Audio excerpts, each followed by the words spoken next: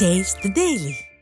கோவை மாவட்டம் பொள்ளாச்சி சட்டமன்ற தொகுதிக்கு உட்பட்ட நல்லூத்துக்குழி, மண்ணூர், ராமப்பட்டினம், ஜமீன்முத்தூர், சிக்கராயபுரம், தாளக்கரை ஆகிய ஊராட்சிகளில் பல்வேறு வளர்ச்சிப் பணிகளுக்கான பூமி பூஜை நடைபெற்றது.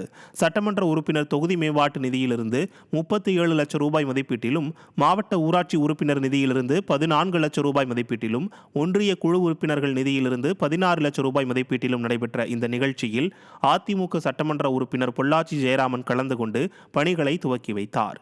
இதில் சட்டமன்ற உறுப்பினர் தாமோதரன் உள்ளிட்ட கழக நிர்வாகிகள் பலர் பங்கேற்றனர்.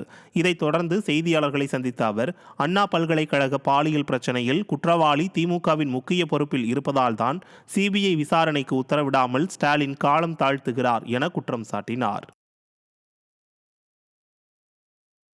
சிபிஐ விசாரணைக்கு உத்தரவு போடுவாரா என்று நான் கேட்க விரும்புகிறேன்.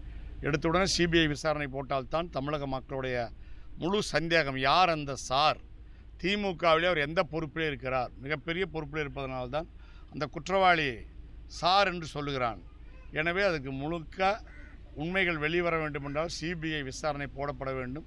இன்றில்லை என்றாலும் அதிமுக ஆட்சி எடப்பாடியார் தலைமையிலே விரைவில் அமையும் பொழுது நிச்சயமாக நாங்கள் சிபிஐ விசாரணை போடுவோம்.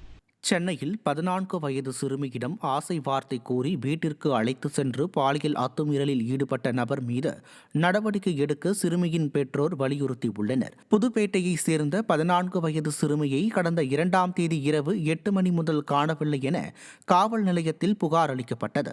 இதனையடுத்து அஜய் என்ற இளைஞரின் வீட்டில் இருந்து சிறுமி மீட்கப்பட்டார்.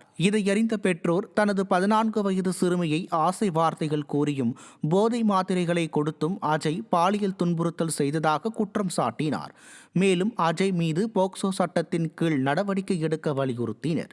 இதையறிந்த பொதுமக்கள் சென்னையில் பல இடங்களில் இதுபோல் நடப்பதாகவும், ஆனால் ஸ்டாலின் அரசின் ஏவல் துறையினர் கட்ட பஞ்சாயத்து செய்து அனுப்பி வைப்பதிலேயே குறியாக இருப்பதாகவும் ஆவேசமாக தெரிவித்தனர். மனு ஒன்று கொடுத்துட்டு வந்தேன். இது போல் என் மகள் இது போல் ஏன்னா இந்த சிந்தார்பேட்டு ஸ்டேஷன் ஒரு பொறுப்பு இல்லாத ஸ்டேஷன் தான். மகளிருக்கு அணின்னு சொல்கிறாங்க. ஒரு சிறு பொண்ணு பலாத்காரம் பண்ணிக்கிறான், கம்ப்ளைண்ட் கொடுத்துக்கிறேன். ஆனால் அவங்க எந்த வித ஆக்ஷன் இல்லை. அந்த பையன் மேலே எந்த வித ஆக்ஷன் எடுக்கலை. அவனை ரிமாண்ட் பண்ணுறேன்ட்டு இப்போ லாஸ்ட்டாக அவங்க வீட்டுக்கு அனுப்ப போகிறேன், உன் பொண்ணனா உன் வீட்டுக்கு இட்டுன்னு போயிடுப்பா அப்படின்றாங்க. நாங்கள் ஒரு எஸ்சி, ஒரு தாழ்த்தப்பட்ட ஒரு இருக்கிறதுல எங்களுக்கு சட்டம் இப்படி